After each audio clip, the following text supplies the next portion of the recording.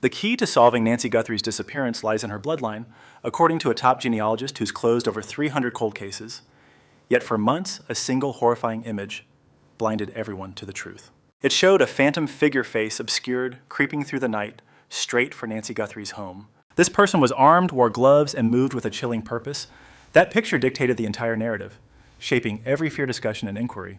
But what if that image was a carefully constructed lie? Imagine if the critical clue wasn't the shadowy stranger on film, but instead was hidden among Nancy's most trusted circle. Consider that the most sinister turn of events happened not with an intruder, but within the family itself. Tonight, everything you think you know will be upended, because when you discard the most convenient explanation, once you look past that terrifying mask, the narrative transforms from a simple tale of a random predator in the night. It becomes a puzzle of intimate knowledge, privileged access, perfect timing, and a deep familiarity that was likely in place long before that phantom ever reached Nancy's doorstep.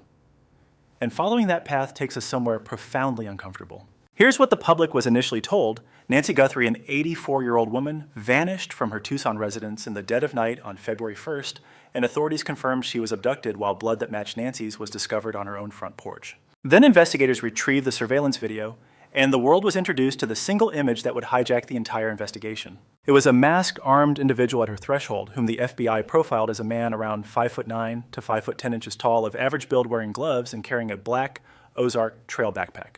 This footage offered a deceptively simple narrative, a clear antagonist, and a straightforward path for the investigation to follow. It told a story of an outsider who emerged from the shadows, executed a calculated act, and then melted back into the darkness. Once an investigation is branded with such a powerful visual, public perception tends to solidify. It feels whole, not concluded, but defined, and your mind instinctively points at the mask and declares, that's our guy.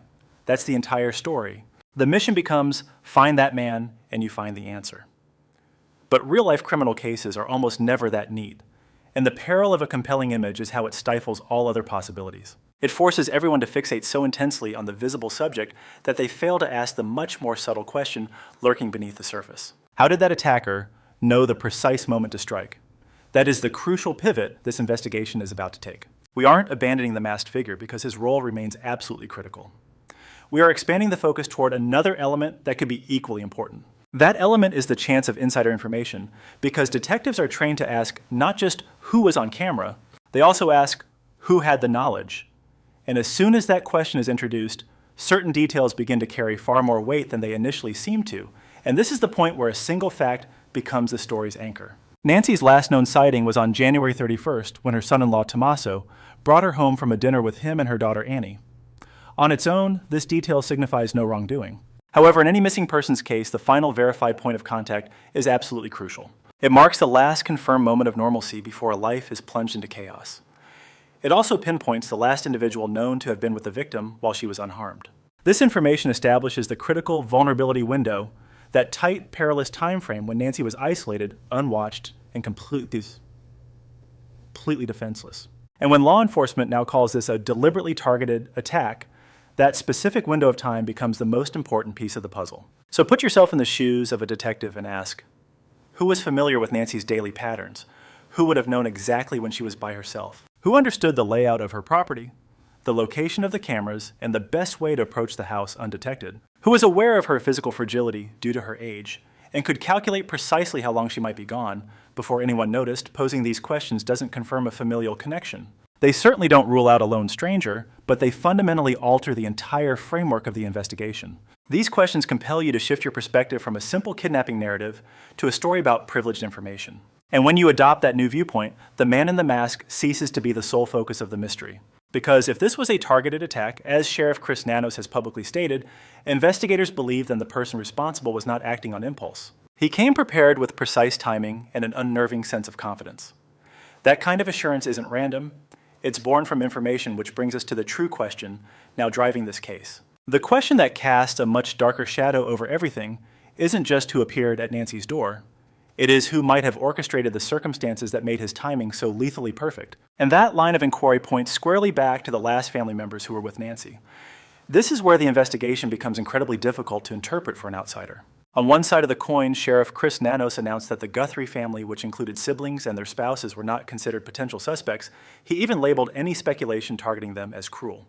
He insisted the family members were victims, yet on the other side, police activities repeatedly circled back to Annie and Tommaso. Witnesses reported seeing police officers canvassing Annie and Tommaso's neighborhood on February 7th. Detectives were back again on February 10th, interviewing neighbors and requesting their security camera footage. Officials also confiscated Annie's car from her residence and seized surveillance systems as their investigation widened. This tension is significant not because a neighborhood search automatically implies guilt. It absolutely does not. It matters because it demonstrates that privately, the investigation was far more complex than the public was led to believe. This is the point where Savannah's role in the story becomes much more intricate.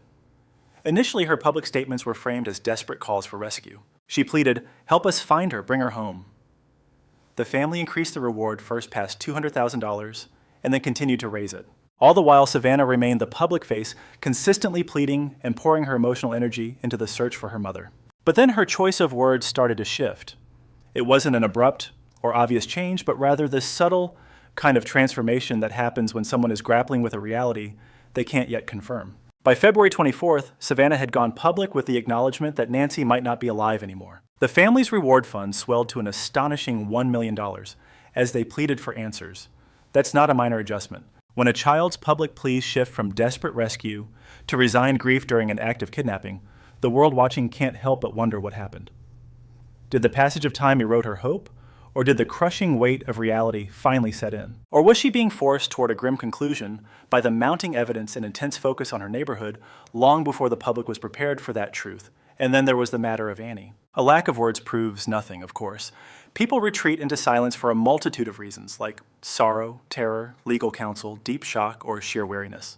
But choosing silence is still an action, and that action becomes incredibly significant when it starkly contrasts with the behavior of everyone else involved. Savannah, however, stayed firmly in the public eye. She continued giving interviews relentlessly, sharing the FBI tip line and anchoring the public's emotional connection to the case. Annie, on the other hand, seemed to recede from the public spotlight almost completely. This stark difference became far more conspicuous once the investigative spotlight on her own home grew too intense for anyone to overlook. And this is precisely what makes this phase of the investigation so profoundly unsettling. Two conflicting facts were presented as true simultaneously. Sheriff Nanos officially cleared the family, labeling them as victims, yet detectives still deemed it crucial to execute a search warrant on the home of the very daughter and son-in-law who formed Nancy's innermost circle. The public was expected to reconcile two contradictory realities, a task most minds simply can't perform. By this stage, the narrative had split into two distinct parallel tracks. The first of these threads centered on Savannah. It wasn't an outright accusation, but an observable pattern of conduct, a daughter's public narrative transforming from rescue to mourning, and then to something much darker. Her voice, though ever present, began to carry a hidden burden that audiences could sense, but couldn't quite identify. The second thread revolved around Tommaso. Again, this wasn't an assertion of guilt, but a critical placement in the sequence of events. He was the last individual publicly known to have been with Nancy before everything went horribly wrong. He represented the last verified link between her ordinary evening and the perilous hours that came after, and at this point, the two threads begin to intertwine. Because if this abduction was a targeted attack, as investigators now assert, then the perpetrator must have possessed intimate knowledge of Nancy's life to execute it successfully. An individual was aware of her schedule, her habits, and her points of weakness. That kind of specific information had to have an origin. And the individuals who were physically nearest to Nancy in the last verified moments before her world collapsed remained central to this puzzle. They became the most critical element in solving the question of that knowledge, not due to any proof of guilt, but because the chain of events inescapably passed through them. This is where everything converges. The thread involving Savannah and the one involving Tommaso intersect within the singular possibility of inside information. And the moment you recognize that intersection, the case no longer seems like an isolated event. It transforms into a connected sequence. A chain of timing, a chain of access, and a chain of information flowed from someone familiar with Nancy's life to someone who exploited it in the dead of night on February 1st. The masked intruder is no longer the entire story. He is merely the observable conclusion of a much larger operation. And the most chilling interpretation of these events, the one that is most difficult to accept, is not that a random attacker appeared out of the blue. It is that the perpetrator may have arrived armed with the precise intelligence needed to take advantage of the perfect opportunity, the perfect victim, and the perfect time. That theory, even if considered just a theory, fundamentally alters the gravity of this entire investigation and reframes the meaning behind everything Savannah has said. As of March 13th, 2026 authorities have stated that Nancy Guthrie was intentionally singled out.